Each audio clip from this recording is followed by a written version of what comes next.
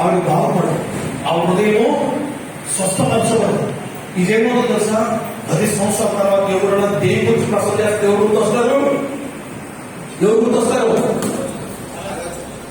అప్పుడే గుర్తొస్తారు. నన్ను ఏమన్నాడు ఆయన. మళ్ళీ ఏమవుతుంది? ఫీలింగ్. ఇంటికి వెళ్తే ఏమవుతుంది? వారు మొదలవుతుంది ఇంట్లో. దానికి ముగింపు రావాలంటే ఏం చేయాలంటే, నాకు ఆలోచించలేదే, ఏదో మాట వరుసకన్నాను లేదు. హృదయం ఏముంది? అది ఉంది. ఏముంది? ఫీలింగ్ ఉంది. ఫీలింగ్ కాదు, యాక్షన్ వచ్చేసాడు. అంటే ఇది చాలా కాలం నుంచి నీలో ప్రెషర్ కుక్కర్ లాగా ఉడుకుతుంది. ఆలోచన ఎక్కడి నుంచి మొదలైంది. కాబట్టి ఏం చెప్పాలంటే, వెరీ సారీ, ఎందుకంటే నేను ప్రేమనే మాట మీదని నేను చాలా బాధపడ్డాను. దయచేసి నన్ను శ్రమించు. ఆ మాట నేను అనుకోను. నువ్వు ఒక దేవతతో ఉన్నా, దేవుడు ఇచ్చిన గొప్ప ఆస్తి, గొప్ప ఆశీర్వాదం. నేను ఆ మాట అనుకోకూడదు. నువ్వు దయచేసి ఏం చేయాలి? క్షమించాలి. నేను దెయ్యమని పిలిచానని, కాబట్టి నన్ను ఏం చేయి?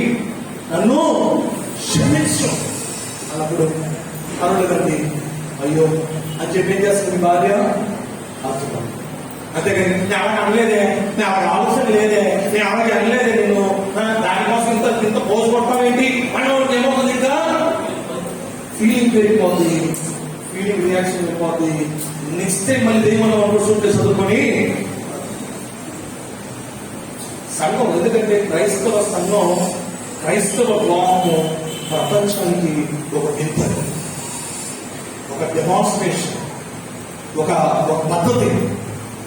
మానవ డిసిప్లిన్ లేకపోయింది అనుకోండి, నువ్వు ఎన్ని సంవత్సరాలు చర్చకొచ్చినా, ఎన్ని వర్తమానాలు విన్నా, నువ్వు డిసిప్లిన్ లేకపోయింది అనుకోండి, ఈ బ్రతుకులో బాగుపడలేదు.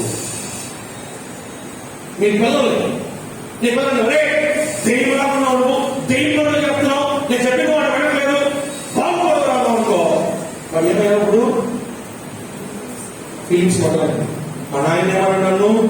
దేవుడు. కాబట్టి ఫేస్బుక్ లో పెడతాడు రజనీకాంత్ ఫోటో, చిరంజీవి గారి ఫోటో, ఆ Pawan Kalyan photo, cricket photo, ఇంకో హీరోయిన్ ఫోటో, ఇంకొక ఫోటో పెట్టుకుంటాడు, లేకపోతే ఆ ఫోటో పెట్టుకుంటాడు. కాదు, దేవుని స్తోత్రం. ఎందుకు? ఫీలింగ్ మొదలైంది. నా జీవిత కాలం అంతా ఏమనుకున్నాడు తెలుసా? నేను మంచోడు కాదు, నేను బాగలేదు, మా నాయన అంటాను, మా అమ్మ అన్నది నేను బాగలేనంట. రే నువ్వు పుట్టేవాడు నా ఇంటికి దరిద్రంలో తిరిగిరాను. వాడు ఏమనుకుంటాడు తెలుసా? నేను చెప్తున్నానండి, ఈరోజు జీవిత కాలం అంతా దరిద్రుడిగానే బ్రతకడాడు. ఎందుకు తెలుసా?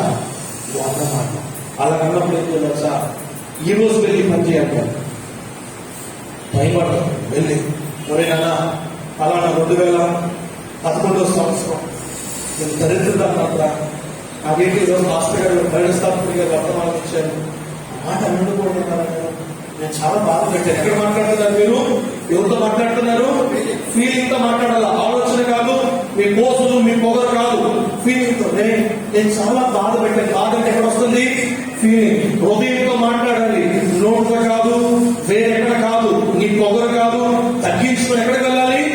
గుండెలో ఉన్న ఫీలింగ్ తో మాట్లాడాలి. రే నేను అలా మాట్లాడకూడదురా, నువ్వు చాలా బాధపడి ఉంటావు, అయినా నేను ఎందుకు మాట్లాడానంటే నా మనసు బాగలేదురా, నా పరిస్థితి బాగలేదురా, నా హార్ట్ కండిషన్ బాగలేదు, నేను దుర్మార్గుడిని. ఎవరు నేను? తప్పు లేదు, తగ్గించుకో. నేను దుర్మార్గుడు, అందుకే నాకు తండ్రిలాగా నేను మాట్లాడలేదు. నాకు క్షమించడం అంటే ఏం చేస్తుంది తెలుసా? నేను నెత్తి మీద పెట్టుకున్నాను నీ కొడుకు. వాడు హృదయంలో కలిగిన గాయం ఏమవుతుంది? ఆపరేషన్ క్లియర్ అయిపోతుంది. క్లియర్ అయితే ఏమవుతుంది తెలుసా? వాడు దరిద్రుడిగా బ్రతకడు, మహారాజులాగా బ్రతకడు. హల్లెలూయా, హల్లెలూయా. ఎవరైనా అలా బాధ పెట్టారు తమ్ముడు? ఆలోచించు కాసేపు. లోకాలు అలాంటి వాళ్ళకు నువ్వు బాధ పెట్టేవాళ్ళం, అది క్రైస్తవం. అందుకే ఒక చెప్ప కొడితే ఇంకొక చంపేందుకు మనం తెలుసా? నువ్వు వాడిని బాధ పెట్టావు కాబట్టి ఇంకొక చంపేమన్నాడు. అంటే ఒక ఫీలింగ్ తగ్గడానికి ఇంకొకటి చంపేమన్నాడు. ఒక చెప్ప వాడితే ప్రాణం తీసేస్తున్నవాడు క్రైస్తవుడు కాదు. నీ బాధ పెడుతుందా? ఆగు. ఎందుకు తిరుగుతుందని ఆగు. నీవు నోటితో చేయదు, కేకలేసేయద్దు. చేస్తే ఏమవుతుందో తెలుసా? ఇంటి కూడా వీధులకి వెళ్తుంది, వీధి కూడా కోర్టుకు వెళ్తుంది. కోర్టుకు వెళ్ళిన క్షణంలో ఎవరు? నేనెవరు? నీకు నాకు సంబంధం లేదు. నువ్వు నా ఇంట్లోకి రావు, బయటకు వెళ్ళు. ఇంత కాలం నువ్వు లేకపోతే ఊరు, నువ్వు లేకపోతే పక్క, నువ్వు లేకపోతే నాకు భార్య ఇంటికి బయట వెళ్ళిన అన్నం ఉండదండి. రెండో పెళ్లి చేసుకోవడానికి ఏ అమ్మాయి రాదండి. నీ బ్రతుకు అయిపోయింది, ఏ బ్రతుకు అయిపోయింది. ఈ ఆలోచన అప్పటికి మన ఆలోచన మాట్లాడండి. సారీ అండి, నేను బాధ పెట్టానేమో, అందుకే నువ్వు బాధపడుతున్నావు. నేను బాధ పెట్టాను కాబట్టి ఏం చేయాలను క్షమించండి. దయచేసి నేను ఏదో బాధ పెట్టి నాకు చెప్పండి, నేను మాట్లాడతాను. మన ఇల్లు బాగుండాలి, మన పిల్లలు బాగుండాలి. ఎంత కావాలంటే మారట్లేదు. అవునండి, నేను మారట్లేదా? నాకు సమయం.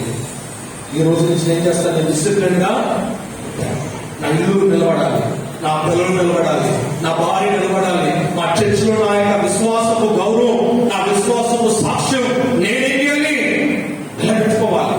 నాకు క్షమించండి, నేను అలా ప్రవర్తించుకో. నేను చాలా బాధ పెట్టాను.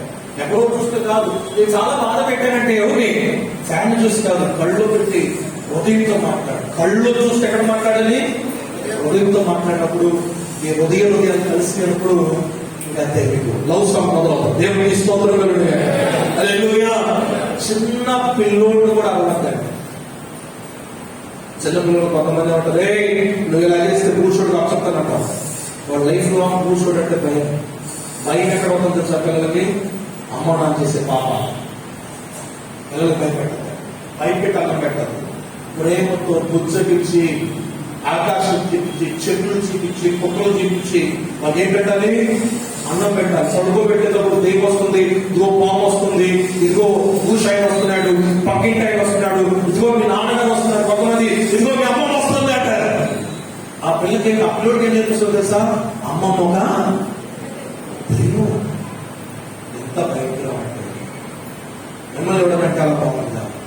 ఒకలాగంటే ఈ రోజే మీరు మీ బిడ్డల పట్ల మార్పు. ఎందుకంటే ఆలోచన ఇచ్చేసేవాడికి అమ్మమ్మ అంటే దెయ్యం. వాడు చిన్నప్పటి నుంచి ఏం చేస్తాడు తెలుసా?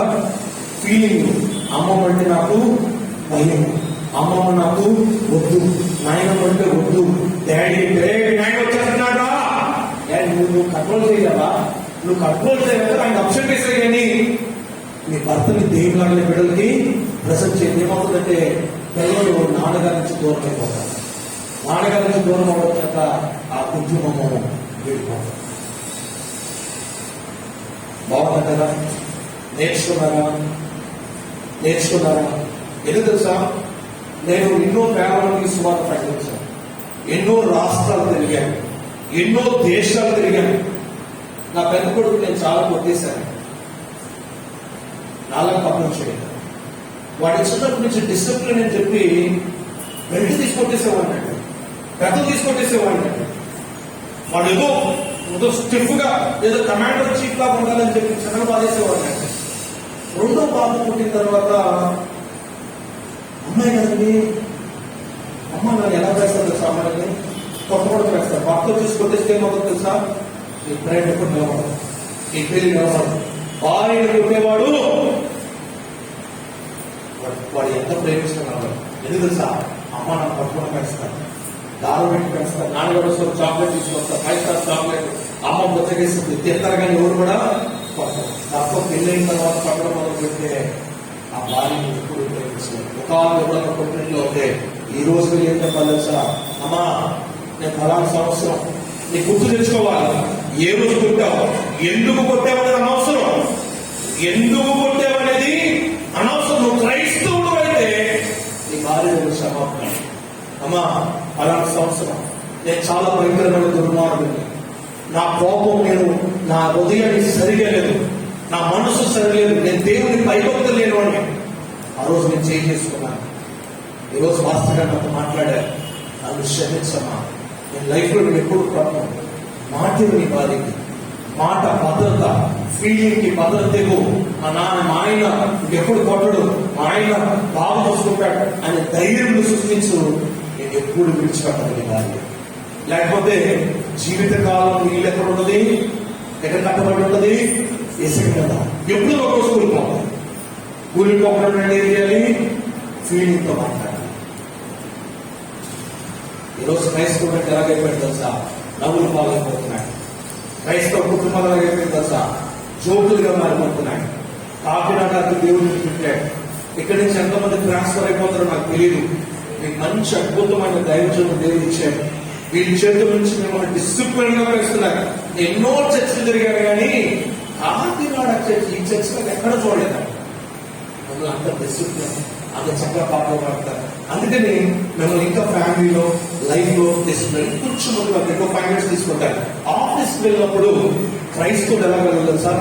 5 నిమిషాలు 10 నిమిషాల ముందు అక్కడ ఉండాలి. ఎలా వెళ్ళాలి? 5-10 నిమిషాల ముందు ఆఫీస్లోకి వెళ్ళి నీ టేబుల్ శుభ్రపరచుకోవాలి. నీ క్లాస్ రూమ్ వెళ్ళక ముందు girls, boys 5-10 minutes before you need to sit in the class. Prepare చేయండి బ్రెయిన్. ఈరోజు నేను క్లాస్ లో కూర్చుంటున్నాను. ఏం చేయాలి? బ్రెయిన్ కుదురుగా కూర్చో. ఈరోజు మా మాస్టర్ నేర్పిస్తున్నారు. ఏం చేయాలి? నేను నేర్చుకోవాలి. నా ఫీలింగ్ స్ట్రాంగ్ గా ఉండాలి. బయటికి వెళ్ళకూడదు. అప్పుడు ఏమవుతుంది? నీకు మార్పు వస్తాయి. నువ్వు 5-10 నిమిషాలకు ముందే పనికి వస్తుంటే మీ బాస్ చూసి ఏమంటాడు తెలుసా? వీడికి 12 పని ఇప్పించండి మా వాడికి. అందుకని ఏం చేయాలి? ఈ సంవత్సరం వీడికి 10,000 రూపాయలు చేద్దాము. ఏం చేద్దాం? పనిస్తే చాలు నిమిషాలు చేస్తున్నాడండి మనోడు. ఏం చేద్దాం? వీడికి మనం అన్యాయం చేస్తున్నాం. మనకి ఎంత రాబడి వస్తుంది. ఈవిడికి 5,000 10,000 ఇస్తున్నాం. బాబు ఇదిగోమ్మా, 10,000 రూపాయలు చేద్దాం. దానియేలు నువ్వు ఆశీర్వదించబడాలంటే you need to be punctual in your work. Discipline రావాలి పనిలో. నీ యజమానుడు ఒక పని ఇస్తే సాయంకాలం వరకు కాపీ పెట్టుకొని కూర్చోవడం కాదండి. సాయంకాలం వరకు పని తోసుకుంటూ కూర్చోవడం కాదు. అరగంట సేపు లేట్ గా వెళ్ళడం, గంట సేపు మధ్యాహ్నం భోజనం చేసిన తర్వాత సోమరుగా అలా పనిచేయడం కాదు. డిసిప్లిన్ రానివ్వండి. క్రైస్తవుడు అంటే ఒక డిసిప్లిన్. నువ్వు ఒక ధాన్యం వేసుకోవాలి. దేవుడు తీసుకోవాలి. హల్లెలూయా, హల్లెలూయా. ఎప్పుడైతే ఈ డిసిప్లిన్ లో వెళ్తారో ప్రపంచాన్ని మార్చగలరు. నేను చెప్తున్నా చూడండి, వ్యాపారంలో డిసిప్లిన్, కుటుంబంలో డిసిప్లిన్, ఉద్యోగంలో డిసిప్లిన్, కుటుంబ వ్యవస్థలో డిసిప్లిన్, భార్య భర్తలో డిసిప్లిన్, పిల్లలు తల్లిదండ్రుల మధ్యలో డిసిప్లిన్, చదువులో డిసిప్లిన్, ఇలాగే డిసిప్లిన్, సంఘంలో డిసిప్లిన్, ఇలాగ మీరు డిసిప్లిన్ మీరు పాలించగలిగితే మీ యొక్క లైఫ్ డిఫరెంట్ గా ఉంటుంది. మీ పిల్లలు డిసిప్లిన్ లో ఉంటారు. నాన్నగారు ఎలా ఉంటారు? వాళ్ళు కూడా అలాగే ఉంటారు. ఎప్పుడైతే మీరు ఎలా ఉంటారో మీ లైఫ్ స్టైల్ మారుతుంది. లైఫ్ స్టైల్ మారినప్పుడు మీ క్యారెక్టర్ మారుతుంది. మీ క్యారెక్టర్ మారినప్పుడు మీ ఫ్యూచర్ కూడా మారుతుంది. ఫ్యూచర్ మారాలంటే ఫస్ట్ డిసిప్లిన్ రావాలి. చెప్పండి ఏమిటి?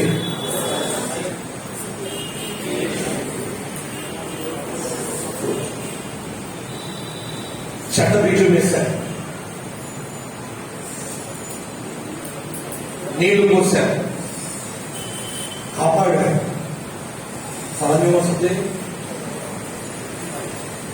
మంచి ఫలం వేశారు, నీళ్లు పోశారు, ఫీలింగ్ బాగా పెంచారు.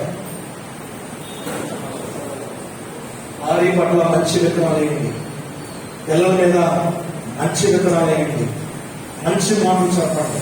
ఫెయిల్ అయిపోతున్నావు, నువ్వు ఎందుకో నువ్వు సీరియస్ గా పెట్టలేదురా, లేకపోతే నీ క్లాస్ లో నీలాంటి వాడు ఎవడలేడురా, నువ్వు అంత తెలివైన నీ బిడ్డ పక్కన చెప్తే ఏమవుతాడు? డిసిప్లిన్ వస్తాడు. మరి పనికి మన దరిద్రుడా, నీ పట్ల ₹1,00,000 కేసులు కట్టాను, నువ్వు పనికి మన జీవితం, నీ చెత్త పొరకి, నీ చెత్త జీవితానికి నువ్వు పనికి మనవాడివి, నీకు పోయిన డబ్బులు ఖర్చు చేస్తాను అన్నవాడితో ఏమవుతుంది కదా? మరి ఏం చేస్తాడు? క్లాస్ మానేసి బయటకు వెళ్తాడు. క్లాస్లోనే ఉంటాడు. ఎక్కడ ఉంటుంది? పిల్లల్ని మనం పాజిటివ్ గా మనం ట్రీట్ చేయాలి. బాడీని పాజిటివ్ గా ట్రీట్ చేయాలి. మంచి విత్తనాలు మీ నోట్లు ఏం రావాలి? మంచి రావాలంటే ఎక్కడ రావాలి? మార్పు రావాలి. ఎక్కడ రావాలి? ఆలోచన. ఆలోచన నుంచి ఎక్కడ వెళ్తుంది? గుండె లెక్క. మీ గుండెలో నుంచి మంచి మాటలు రావాలంటే నోట్ని పాలిష్ చేయడమో, నోటికి బ్రష్ చేసి కడగడం కాదు, గుండెల్లో ఏదో కెమికల్ వేసి కడగడం కాదు. నీ బుర్రని గడిగితే నీ గుండె మారుతుంది. నీ గుండెలో నుంచి మాటలు స్థుతి అలాగే ఎలాగొస్తుంది? చాలా మంది పాటలు పాడలేదు తెలుసా? వాళ్ళ మైండ్ అంతా చెత్తనే ఉంటుంది. చెత్తలో నుంచి గుండెకి వచ్చింది, గుండెలో నుంచి ఏమవుతాయి? ఇంత సినిమా పాటలే. ఏమిటి? గట్టిగా చెప్పాలండి, ఇంకా గట్టిగా చెప్పండి, ఇంకా గట్టిగా చెప్పండి. ఫీలింగ్ అని ఎంత చెప్తాను, అలాగే చెప్తాను, గట్టిగా చెప్పండి.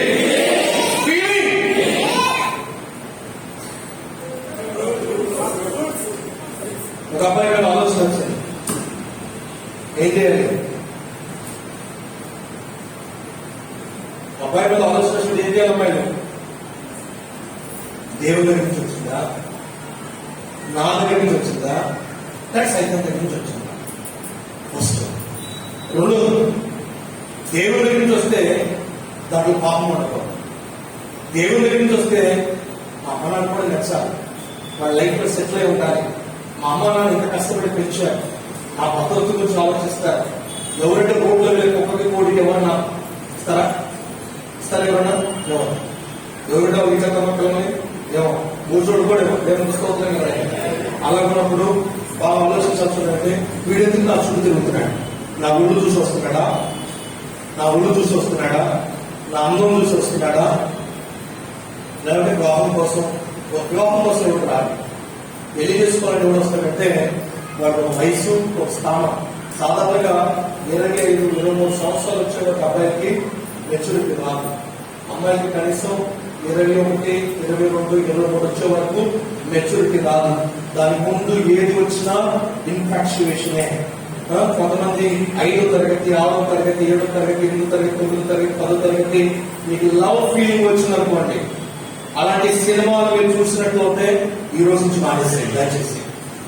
ఇంకా డైరెక్ట్ గా చెప్పాలంటే సెక్స్ మూవీలు చూడకూడదు. చూస్తే మీ పెళ్లి అయిపోయినట్టే.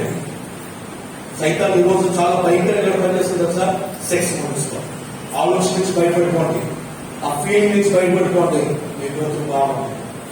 అమ్మాయిలు అబ్బాయిలు మీరు ప్రేమించుకోవాలి, పెళ్లి చేసుకోవాలంటే ఫస్ట్ మీరు చదువు పూర్తి చేసుకోండి, అర్థమైనా? అప్పుడు దేవుడు మీకు మంచి అబ్బాయిని పంపిస్తారు. దేవుడు పంపించినప్పుడు అబ్బాయిని మీరు చూసి రాడు, దేవుడిని చూసి వస్తాడు.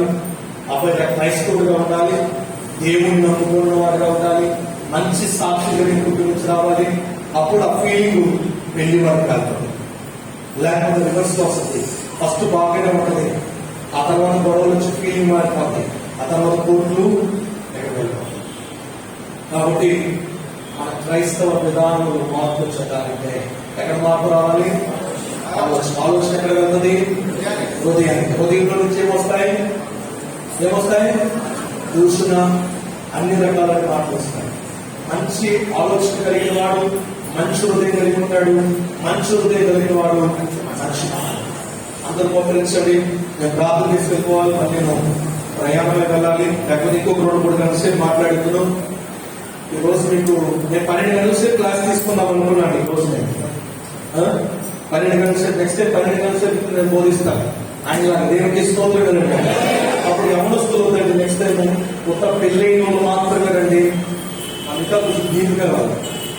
పెళ్ళైన వాళ్ళు డీప్గా వెళ్ళినప్పుడు మీ కుటుంబాలు కట్టబడినప్పుడు మీతో గొడవలు తగ్గిపోతాయి. ఈ రోజు నుంచి గొడవలు తగ్గిపోవాలి. ఎందుకు? ఆలోచన. భర్తగా కోపం వచ్చారంటే ఏమనుకోవాలి? ఆయన కోపం అనలే అని పని చూసుకోండి. అన్నీ అయిపోయిన తర్వాత ఏంటి అలసటగా ఉన్నారు, కాఫీ తీసుకురమ్మంటారా, మంచినీళ్ళు ఇవ్వమంటారా, ఏమైంది అని చెప్పి ఆయన దగ్గరికి వెళ్ళి ఏదైనా కావాలా, ఏంటి లేకున్నారండి, ఆఫీస్లో పని కావాలేదా, ఎవరైనా బాధ పెట్టారా, ఏంటి లేకున్నారు అన్నవాడికి ఏమవుతుంది? ఎవరితో మాట్లాడుతున్నావు ఫీలింగ్ తో. అప్పుడు ఏమవుతుంది తెలుసు? ఆయన లేదమ్మా ఈరోజు నాకు పని దగ్గరికి వెళ్ళాను, వాడేమో నా పని నచ్చలేదన్నాడు, ఆ కాంట్రాక్ట్ క్యాన్సిల్ అయిపోయింది, చాలా తలనొప్పి వస్తుంది, కొంచెం అల్లం వేసుకొచ్చు, ఆఫీస్ కావా అని అంటాడు. అప్పుడు నీ ప్రాబ్లం ఎక్కడైపోయింది? ఇక్కడే సాల్వ్ అయిపోయింది. లేకపోతే ఇంట్లో సామాన్లు మీరిద్దరు పట్లాడటం, పిల్లలు చూడటం, పిల్లలు 4 పెళ్లి చేసుకోకూడదు అని ఎవరు అనుకుంటారు తెలుసా? ఈ అమ్మ నాన్న చిన్నప్పటి నుంచి గొడవ పడే వాళ్ళు చూసి ఏమనుకుంటారు తెలుసా? నేను అసలు పెళ్లి చేసుకోకపోతున్నాను.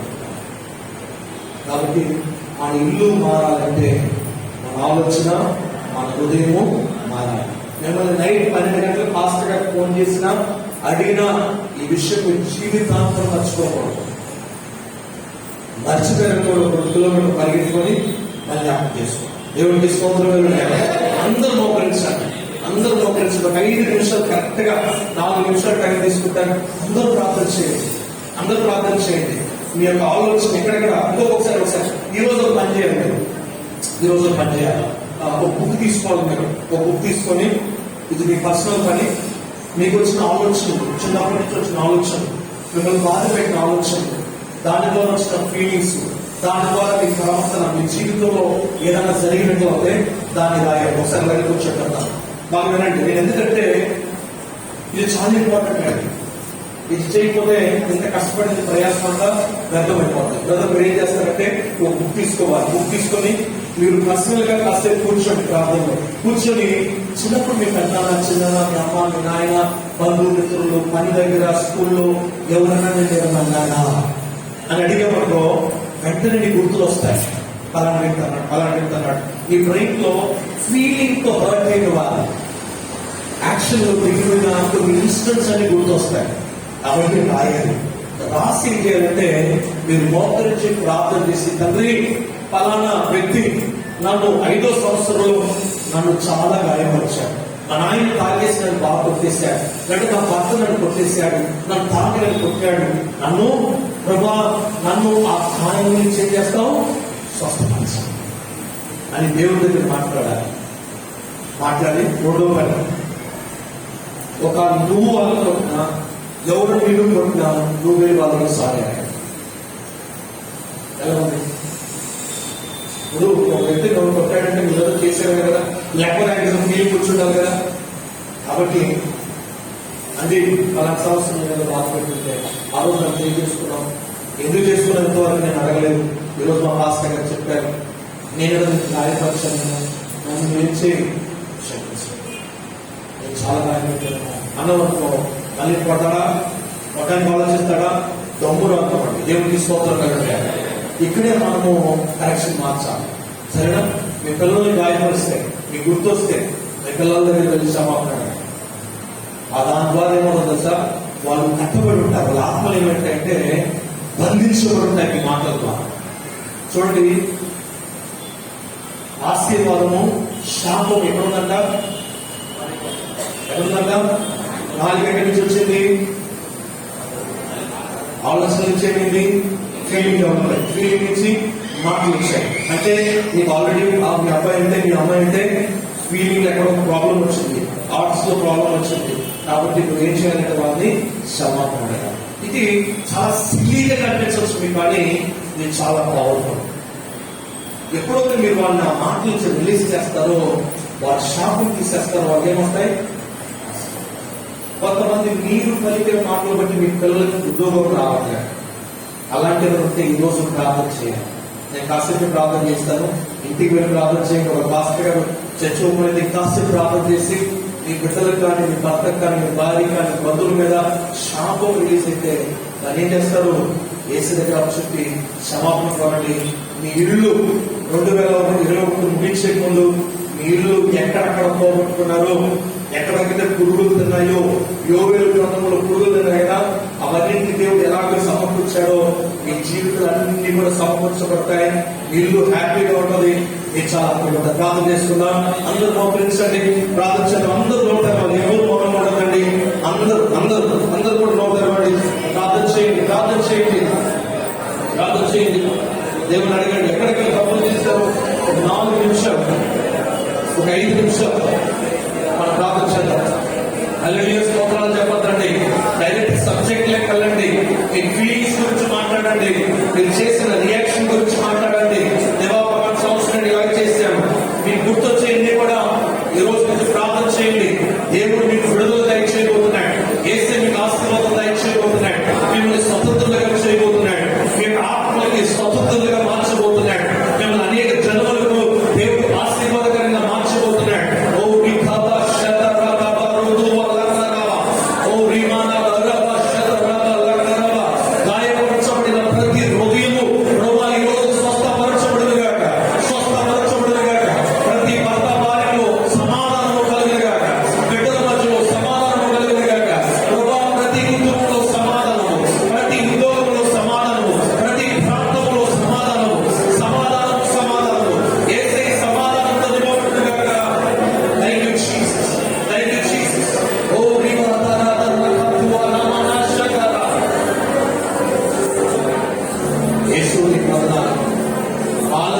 మార్చబోయా. ఆ ఫీలింగ్స్ కంట్రోల్ చేసుకోవడానికి సహాయం చేయాలి. కోపం కాదయ్యా, ఆలోచనలు తీసి చెడ్డ ఆలోచించి తొలగించుకోవడానికి మాకు సహాయం చేయాలి. దాని ద్వారా మా కుటుంబం, మా ప్రాంతం, మా ప్రజలు మీ యందు మేము సాక్ష్యం కలిగిన వ్యక్తులుగా బ్రతకడానికి మాకు సహాయం చేయాలి. భర్త భార్య మధ్య ప్రేమ, బిడ్డల పట్ల ప్రేమ, ఒకరితో ఒకరు ప్రేమ, క్రీస్తు ప్రేమ చెప్పబడినట్లుగా సహాయం చేయాలి. యేసు నామములో ప్రార్థిస్తున్నాం తండ్రి. కూర్చోండి. డైరెక్ట్ గా మాట్లాడే విషయాలు, ఎందుకంటే మీరు ఆల్రెడీ దేవుడి మందిరంలో చాలా సంవత్సరాలు ఉన్నారు. మీరు ఇంకా నెక్స్ట్ టైం వచ్చినప్పటికీ మీ ఇళ్ళలో ఉన్నట్టు పావులు ఉన్నట్టు మాకు దేవుడికి స్తోత్రం. కోపం అంతా వెళ్ళిపోవాలి. నేను చెప్పాను నాకు చాలా కోపం ఉండేది, ఇప్పుడు కోపమే రావాలి. అదే తెలుసా, ఇక్కడ పని చేస్తున్నాను. ఎవరైనా అన్నారనుకోండి, ఆయన ఉదయం ఎక్కడ ఫాలో అయితే ఇక్కడ ఆయన ఏదో ప్రాబ్లం ఉందని నాకు తెలిసిపోతుంది. కాబట్టి అక్కడ ఎప్పుడు ఉంటామో మన ఇతరుల గురించి దూషణ చేయం, ఇతరుల గురించి మనం చెడ్డగా మాట్లాడడం, మనలో చాలా బాగుంటుంది. ఇతరులకు బాగుంటాం, అందరూ బాగుంటాయి. ప్రత్యేక దైవజనులు రాష్ట్ర గారు, ఐదు రమ్మగారు పిలిచారు. వారికి ప్రత్యేకమైన వందనాలు, సంకల్ప వందనాలు, మీ అందరికి వందనాలు. కలిసే ఓపిక వెళ్ళడానికి మీకు ప్రత్యేకమైన వందనాలు.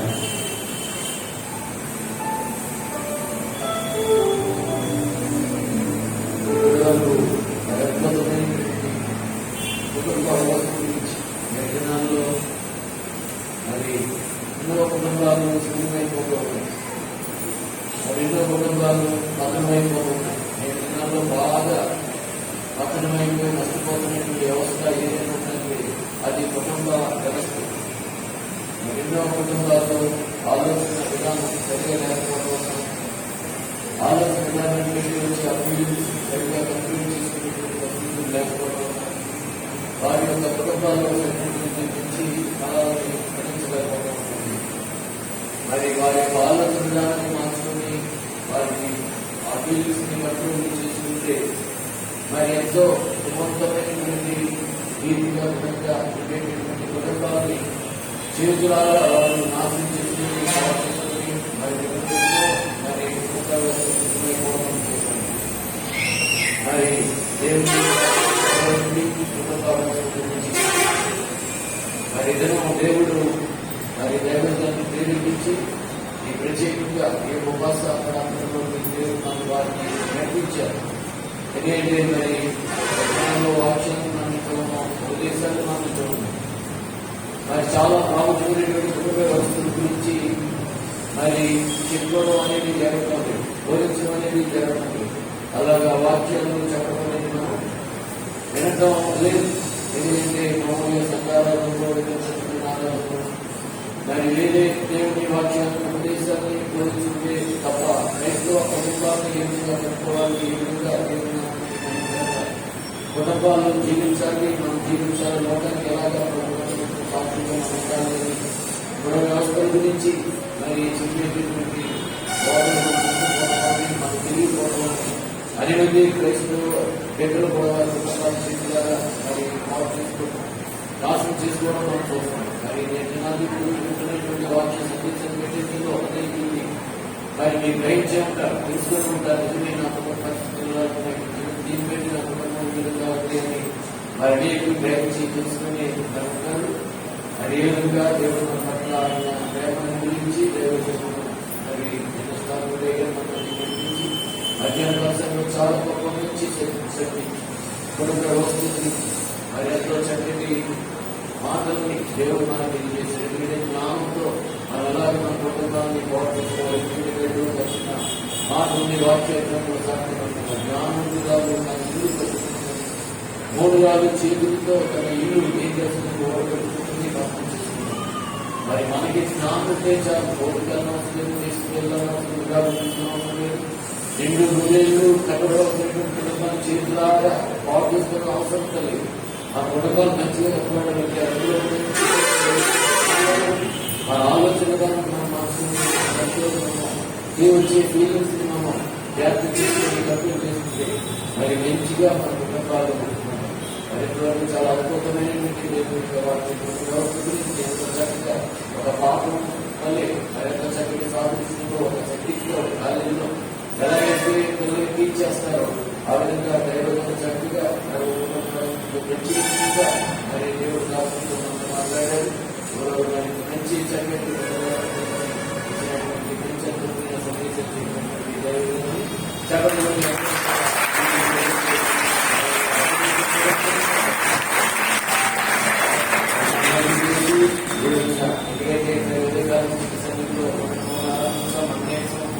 అలాగే మరి మనం ఓపిక మనం లేకపోవచ్చు. అలాగే మరి దైవ మళ్ళా ప్రయాణం చేస్తున్నారు. మరి ఎందుకంటే మరి వాటి గురించి ఇంకా ఆసక్తిగా చెప్పాలని మరి ఆసక్తితో మనం వారు వచ్చారు.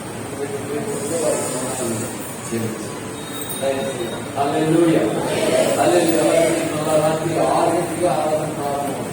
శివరి ఆరాధన శివరి మరి రాత్రి ఆరాధన కూడా మంచి దేవుని వాక్యం చెప్పే మరి దైవ సేవకులు మనం నచ్చుకోవాలి. మరి ఆ నర్సపూర్లో చేస్తున్న మోదీ సేవలు వస్తారు. అలాగే మరి దైవ సేవకులు కూడా మనం నచ్చుకోవాలి. చక్కటి అద్భుతమైన సందేశం పోతున్నాం. మరి చివరి ఆరాధన చివరి కూడిక ఎవరు కూడా పోతున్నారు. గంటల కానీ 6 గంటలకే స్టార్ట్ చేయడం జరుగుతుంది. మరి గంటల కానీ మనం దైవ సేవలు మాట్లాడుతున్నారు. అలాగే మహిళా సమయం మరి పోల్చుకోకుండా మళ్ళా మనకి రాకుండా గంటల కాడిని మళ్ళా 6 గంటల ఉండాలని అక్కడ తెలియజేస్తాం. చెప్పండి మరి ఇప్పుడు వరకు కొంచెం 6 మళ్ళా నైట్ మీటింగ్ తీసేసి ప్రతి ఒక్క మౌరాలు నైట్ ఆరాధన కూడా దేవుడు పద్ధతిగా చేర్చుకోవాలి. అలాగే ఇప్పుడు బాప్తిస్మా కార్యక్రమం ఎవరైతే మరి బాప్తిస్మాలు వారి పేర్లు రాస్తున్నారు. అలాగే బాప్తిస్మాలు పొందుతున్నవారు అలాగే సోదరులందరూ కూడా మన బాప్తిస్మాలు తెలియవు అవి అన్ని ఉండండి. మరిగానే నేను వస్తాను ఒక మరి బాప్తిస్మాలు బాప్తిస్మాలు జరుగుతుంది.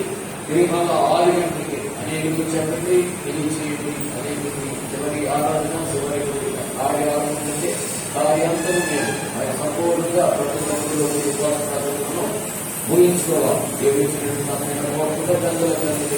సిద్ధపడి అక్కడ కరెక్ట్గా 6 గంటలకి మరి దేవుని మందిలో పెట్టుకోవాలి. చేస్తున్నాను. మనందరినీ దేవుడు దీవించుగా మనందరినీ దేవుడు ఆశీర్వదించుగా దేవుని ప్రేమ మనందరినీ దేవుడు ఆశీర్వదించి